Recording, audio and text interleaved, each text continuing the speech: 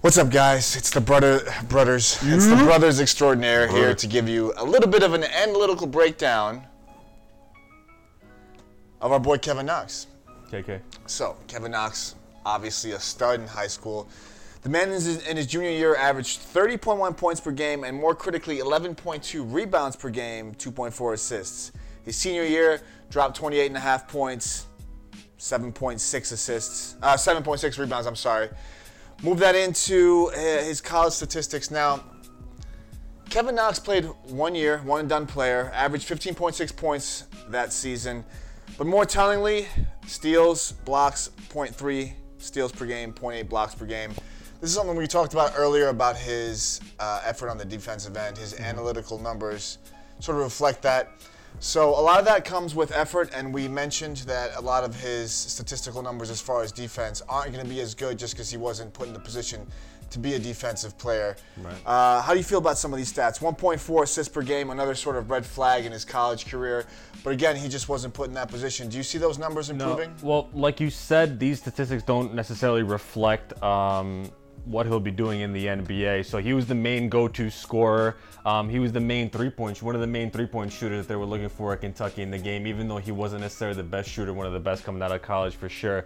The fact that, his assists aren't as high, his rebounds aren't as high, but that's because he might have had an overload on the offensive end. Being asked to do a lot on the offensive end, being the go-to player, especially at 6'9", playing extra minutes. Even the coach said that he might have overdone it with Kevin Knox's minutes.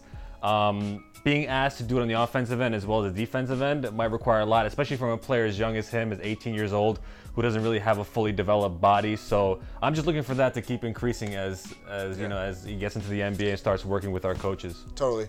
And that's a precipitous drop off to average 11.3, 11.2 rebounds and then do less than half of that in college. It's high school. But again, he was one of the primary three-point shooters. Yep. He was the primary scorer, the highest scorer on Kentucky. So obviously asked to do a lot. We'd like to see some of those numbers go up, obviously. But looking at his field goal and three-point percentages, about average, 45% shooter, 35% three. Nothing to write home about. He did play a lot of minutes. But let's get into some of the positive stats and negative stat highlights that we sort of picked up on this. So TK's in the background just dropping shit as usual. No problem there. That's just the usual that we do. So let's look at one of the positive stats here. 1.9 three-pointers made per 40 minutes. The guy actually can be a three-point offensive threat. He makes 2 a game, can make up to 5 a game depending on how the offense is flowing. Can we use him to stretch the floor?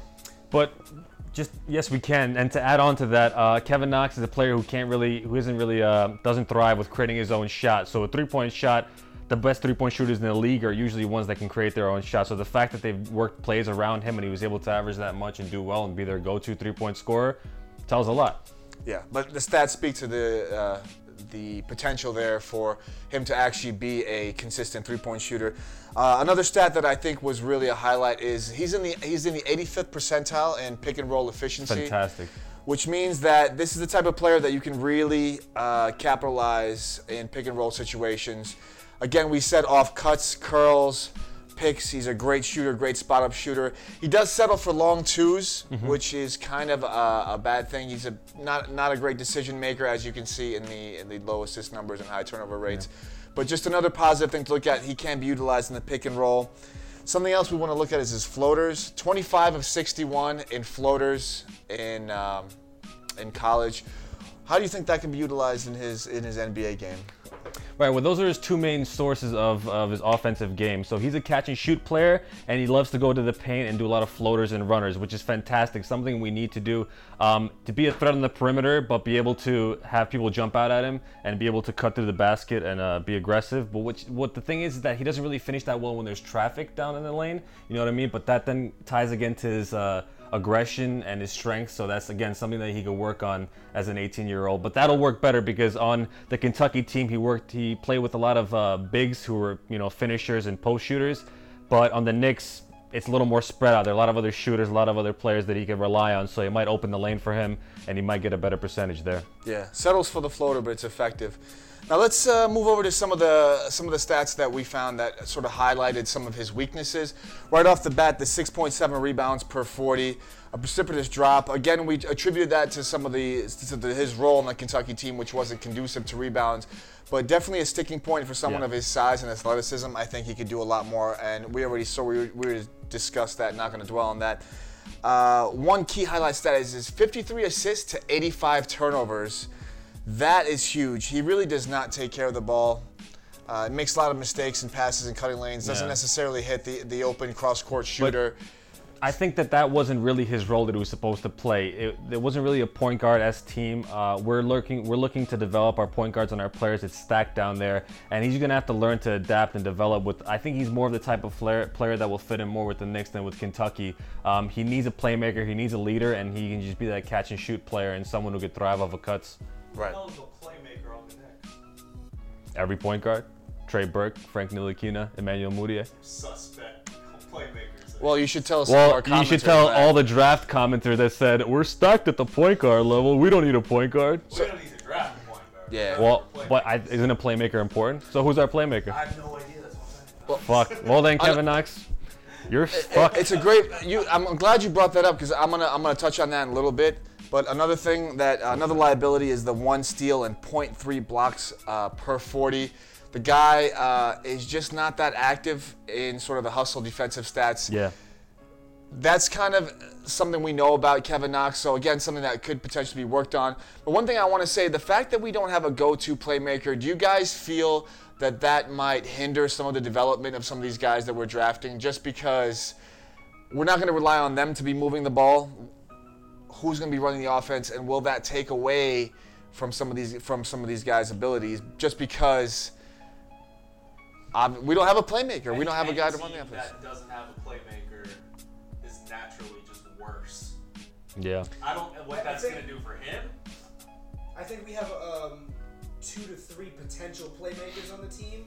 I just don't think they necessarily have to be point guards all the time. Right. You know what I mean? Well, like, guys, pick a role, you could be a playmaker. Guys like a Kevin Knox, sort of that forward position. In today's NBA, you're kind of required to be a decent passer. His assist numbers don't point to that, and being that we don't have these pass-first point guards, I'm scared that those numbers will continue to be a liability. That's something to keep your attention to and see if he improves on that. And that's one of my expectations is I'd like to see growth in those areas for Kevin Knox. Mm-hmm.